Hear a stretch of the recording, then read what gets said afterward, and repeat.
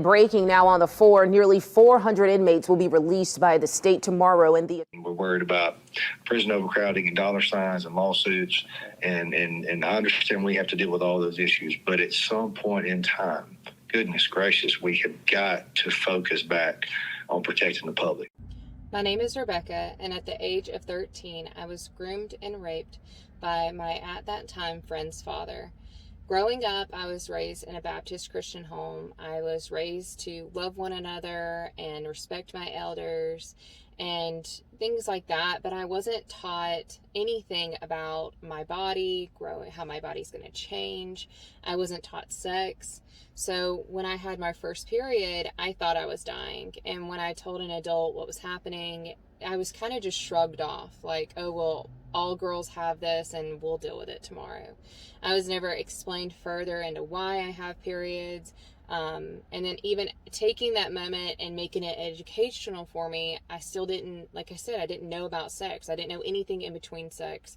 Growing up, of course, kids, first, second, third base, but I didn't know what third base or you get what I'm saying? Like I wasn't explained my body, let alone someone else's body. So I just didn't know a lot.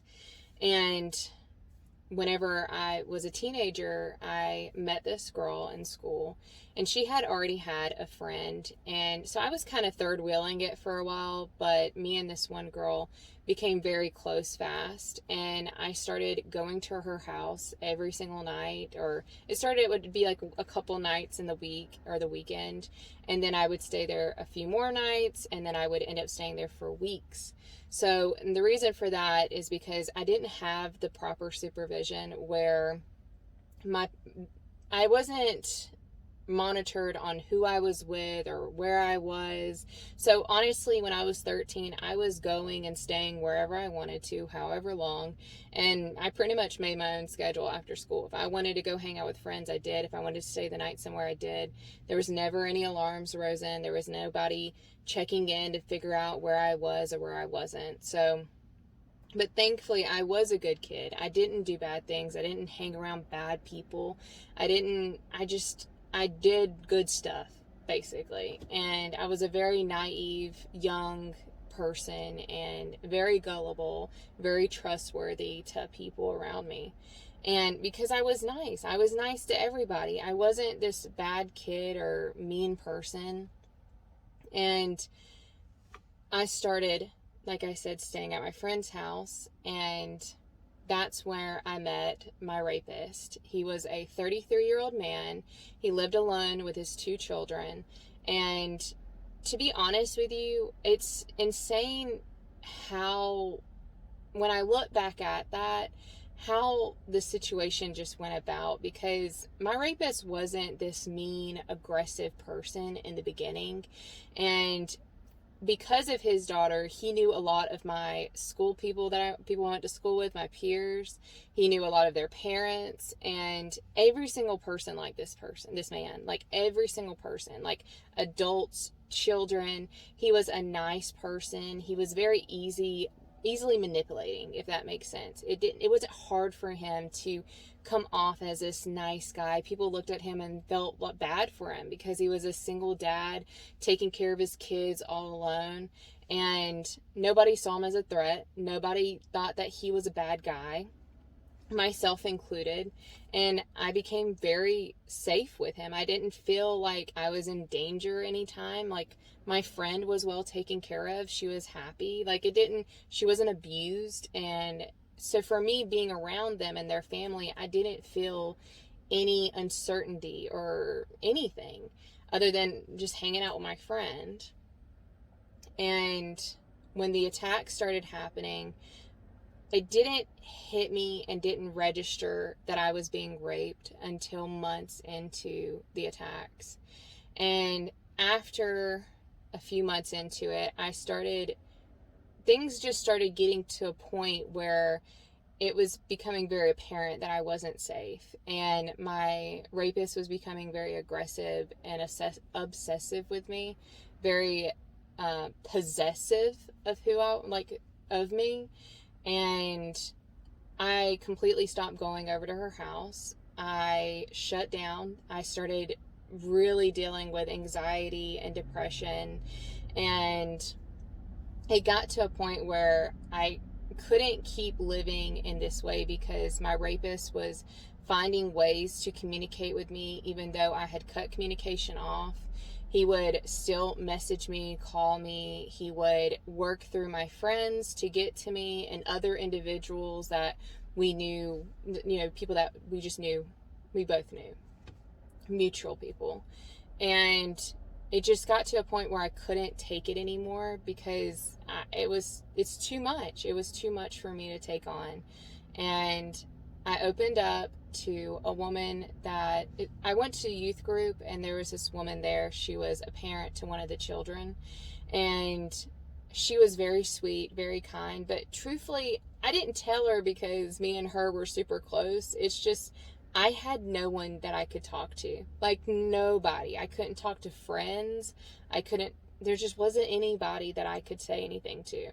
So I told her one day that I was raped, and after I had spoken to her, she was very apologetic to what happened and very understanding and very nice to me, but she didn't realize that I was asking for help. She, I guess, assumed that I had already told somebody and this was a resolved situation, and I was just opening up to her because I needed a vent.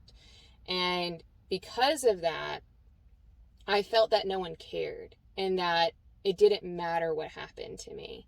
And I went through a really bad time where my anxiety, my depression, and was just so bad. It was so low. I was scared for my safety. And the reason why I say I was scared for my safety is because the last time that I saw my rapist, and I had already spoken to him about, like, I was done. I couldn't be around him alone. Like, I didn't want anything to do with anything anymore. Like, I was done with whatever was happening. And he told me that nothing, like, he was going to pick me up and bring me straight to his house with his daughter, and we would hang out together, and he would bring me back. He wouldn't do anything, wouldn't touch me. It would just be me hanging out with my friend because my friend missed me so much because I haven't been over there. Well, when he picked me up, he took me out into a very secluded area out in the woods. Like, I'm talking about so far away from our house. We probably drove like 20 minutes away from where he lives. And I didn't realize then how dangerous of a situation that was. But now, with everything coming up and I'm just thinking about a lot of the situations that I went through, I realize now that I can't say what could have happened, but it just, to me, I didn't tell anybody at that point. Nobody knew that I was raped at that point. It was just a secret that I held between me and him, and he knew that. And he took me in a secluded area, and I don't know. To me, that situation could have ended a lot differently than it did, and I'm very grateful that it didn't. And it scares me even more today, because if someone even has those thoughts of hurting someone to the point of where my mind was going now, it's just very unsettling. And I ended up talking him down to please bring me back home. He did. And after that point, I never saw him again. I never was around him again. And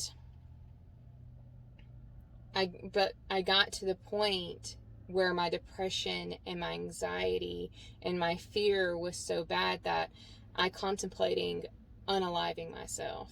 And that's the lowest I've ever been in my life. I've never wanted to complete that act before. I went from being this happy, innocent child to now not being able to keep going.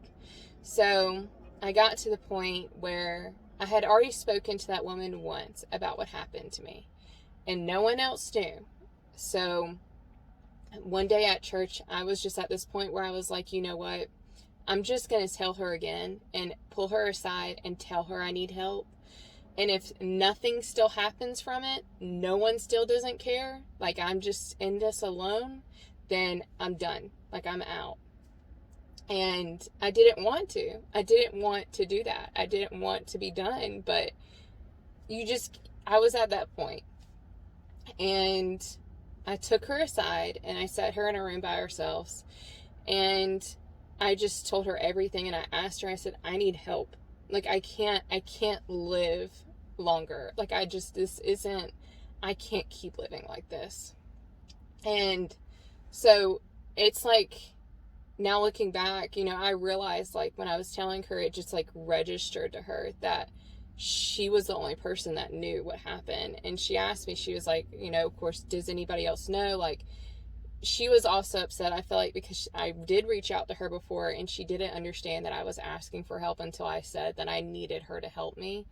And so what she did is she got the youth minister and 3 other men, and she brought them into the room with me. And my youth minister kept saying, like, I've never been in this situation before. I have no clue what I'm supposed to do or anything. And he was just looked at me and he was like, well, let's just start with you telling me what happened. So I started explaining to him what happened. And I'm not trying to be that person, but in a situation, I know that they brought more people in, I guess, for verification, to be able to tell police and stuff. But it just felt like I just got bombarded with it. But I still told them what happened to me. And at the very end of me literally saying what happened to me, being very vulnerable, my pastor, who was a man, looked at me and said, are you sure this happened to you? Because what you're saying right now can ruin someone's life. And in that moment, I realized that speaking out, it wasn't going to get better, because I wasn't already in that moment. There was that doubt of, is she lying? Are you lying? And it sucks that so many victims, like, I will never victim shame anybody of any gender, of any background, that comes out about an attack or an assault, regardless if you believe them or not. It is so difficult for somebody to be that vulnerable and that open and be able to talk about this and be able to speak out against their attackers. And it's just so it's just so sad that so many people go through this and so many people get brushed off, But after the fact, the police showed up, and I had to once again now tell the police and my parents what happened to me. And like I said, like, I thought that once I told people, things would get better. It would be this boulder that finally was uplifting, and I was able to just put all of this out there, and it would be gone. It would be easier. But it wasn't. It got so much worse. And my parents and my family, they kind of avoided me like I had the plague or something. They didn't know what to say or what to do. And it was just like, almost like they wanted to say things, but they didn't. And then I was just alone. Couldn't talk to anybody. I was at home alone with people who were scared to say anything. And then 2 weeks after I had spoken out, I was able to go back to school. Well, when I go back to school, my friend at the time, the daughter of my rapist, had told everybody at school that I was lying, that whatever I say is a lie, and just really bad things about me. And I will say, I hope I never see that girl ever again in my life. But she's a victim of this also. And I'm not saying she's a victim of sexual assault from her father, but this isn't just me going through something crappy and there isn't any other victims. His children suffered from what their father decided to do. And I feel bad for her and her brother. I do. But I never want to see them again. I don't want to talk to them. I don't want anything to do with them. But I do feel bad for them. And so she had already went out and told everybody. So I went from having friends, to having peers that were, acquaintances that we would say hey to and hang out with, to every single person that I went to school with now giving me gross looks, judging me. And because the parents were so persuaded that this man was so sweet and such a nice person that there's no way possibly he could have done what he did to me, and that I was the liar, I was the attention seeker, and told their children that they were not allowed to be around me, because one of the parents told their child that, because like I told you, I had 3 friends. So my other friend that I would stay at her house every now and again, her parents told her that she couldn't be around me because they were worried that I would say that her father also did that to me. Which, like, is so fudged up. Like, I don't know, like, I've never, like, the amount of victim shaming that I experienced, the amount of people that just automatically wrote me off and decided that I was this horrible person, when I've told you, like, I was a good person. Like, I'm not, like, trying to, like, be cocky. I was a good person. I was a good girl. Like, I cared about what I did. I cared about who I affected in my life. And I still do. And it was just such a crazy experience. Like, even now as an adult, looking back on what I went through is so insane to me. Like, so incredibly crazy to me. And because of all of this, because of all these people just automatically just hating me overnight, it felt like, because I didn't know I was going to school with all of this. I just didn't. And I just started bottling up again. And one of the people, it was a boy that I went to school with, he knew my rapist and he knew the daughter and he was close to us. Like, he was one of our friends, and he would say the most hateful stuff to me. And, like, in front of the whole class, like, just so many people would call me a liar and would just be so hateful to me every single day. I had to go speak to a detective one day, and he just asked me, like, how are you doing? How's school going? And because I didn't really have a lot of people to talk to, and I was just at this point where I was just tired of just everything. And I told him, I said, there was this one guy at my school that was really harsh. Like, everybody else avoided me at school, but he was just so mean. And how do you protect yourself too? Like, how do you I wasn't at that point in my life where I was like, I'm not a liar. Like, how do you like, you just take it. You just say, okay, well, you think I'm a liar. I'm a liar. Like, I can't prove it that I was a victim, you know? And I could prove it. I had physical evidence of my rape. I had tons of fucking evidence. And so I had that. But, like, am I going to show that to a boy that's being mean to me? No, I don't care enough. Like, I'm already, like, at this point, just trying my best to keep going. Like, I'm not going to sit here and try to prove myself to anybody. Because at that point, too, I had spoken to so many people on and off camera about what happened to me. And it just was so numbing. Like, you just get to a point where you're like, this is what happened, and you can't escape it. And anyway, so I told him, the detective, and he asked me the child's name, and I told him. And come to find out, it was his nephew. And the next day, the boy came to school, and he was almost in tears, apologizing to me about what happened, to the point where, like, I could tell he felt so bad. Like, he felt like, I know that police officers aren't supposed to tell, like, anybody else what's happening about the case, but I could tell, like, he knew a lot. And, like, that it did feel better because it's like someone else believed me. And he immediately I could tell he just felt bad. And of course he avoided me, but he was a child. Like, I don't hold any hatred towards any children. I don't hold any, like, anger towards anybody whenever it comes to kids, because they were kids. Like, it was hard for me to adjust and understand what was happening to me, but to expect other children to respect that and understand that you can't expect that. I was very angry at the parents, though, because, like, to automatically believe the man and I just don't, like, what in the world? Like, gosh.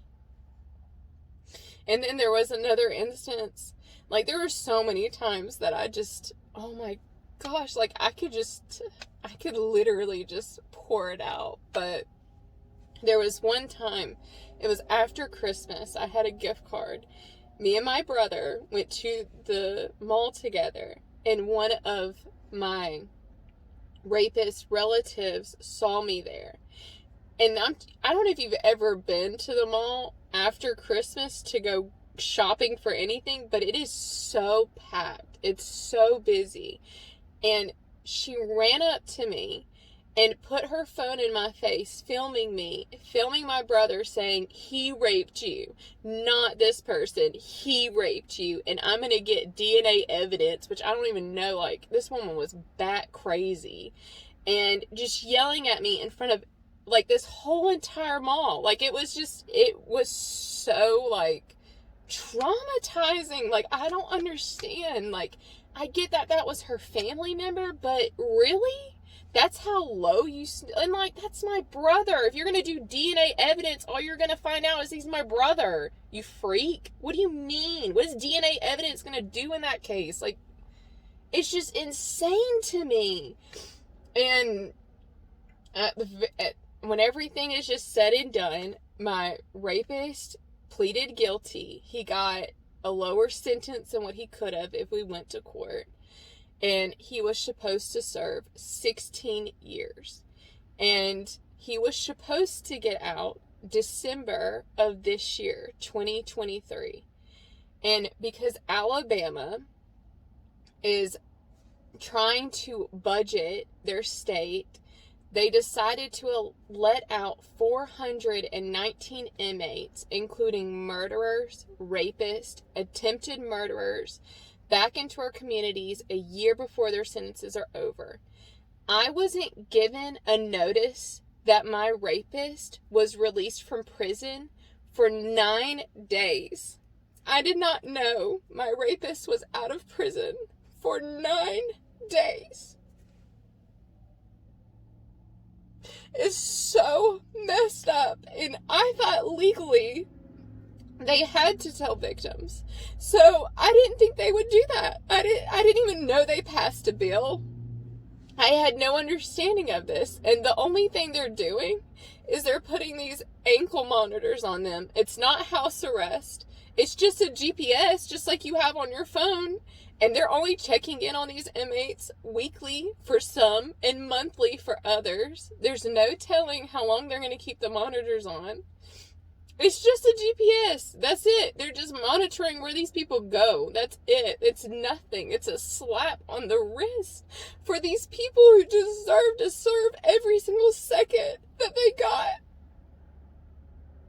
It's such a slap in the face to victims because Alabama wants to save $1.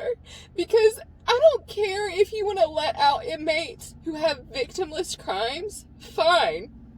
Let those people be released. Put them in rehabilitation places. I don't care. That's wonderful. But, like, don't allow murderers and rapists and attempted murderers back into our community because you want to save some money. Like, that's just so fudged up to me. And I'm mad. I'm so mad. Like, I'm so angry that I wasn't. They had a year to tell victims and their families that these people were getting out. A year. And I wasn't given a notice until 9 days. Like, that's so messed up. I'm so mad. because they took away 11 months. 11 months of my security and my safety. I don't sleep at night.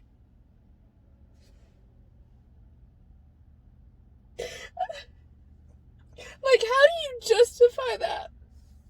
How do you justify allowing all these people out so early? And there was one murderer that was released for 48 hours without a tracker on him. Like, it's a shit show. They don't care about victims. They only care about how they can save some money. And truthfully, if Alabama is at the point where we're allowing these people to get out of prison early and we're letting them out in our communities at one time, we should figure out things that will make our state more money, like legalizing things that will cut down on our prison systems, or allowing gambling. Like, why is gambling worse than letting out rapists and murderers into our community? Like, I just don't. Some people deserve to serve their sentence. Some people deserve every single second behind bars, and you're slapping them on the wrist and saying, well, this is your lucky day. Like, I just don't freaking get it. Every single time my rapist was given an early release hearing, he was denied. And that's because somebody looked at the case and realized that this man doesn't deserve to get out early. What was the circumstances that Alabama went by?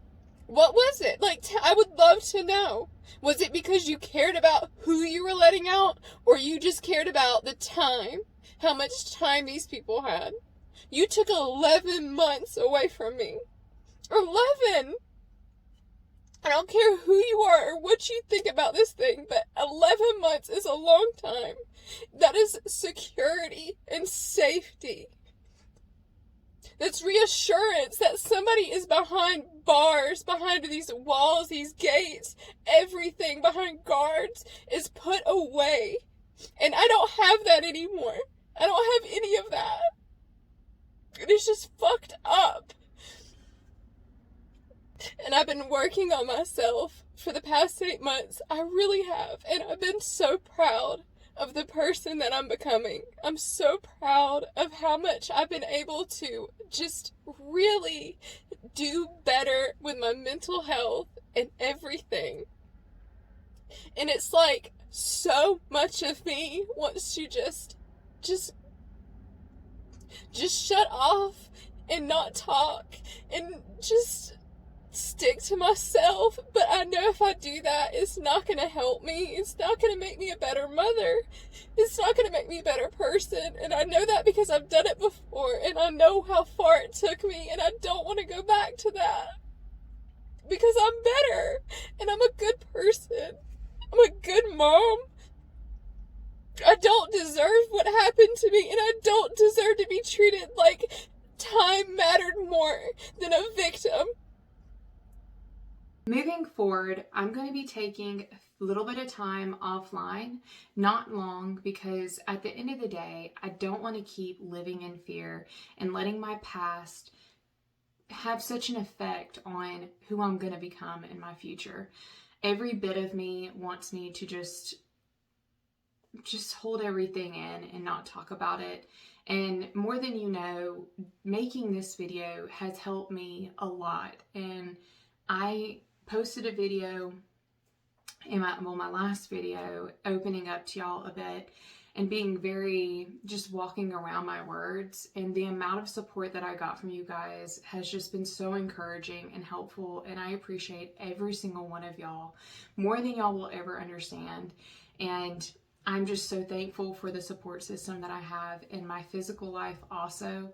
So I'm going to get back on my weight loss journey, posting that, and my journey in general, because at the end of the day, I'm not going to allow my past to dictate my future to the point where I can't become the woman that I've always wanted to be, a strong, independent person who can go beyond what happened in their past and be able to grow and become a strong person.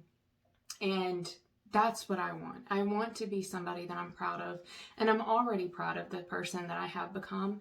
I just know that I can become more and even better than I am.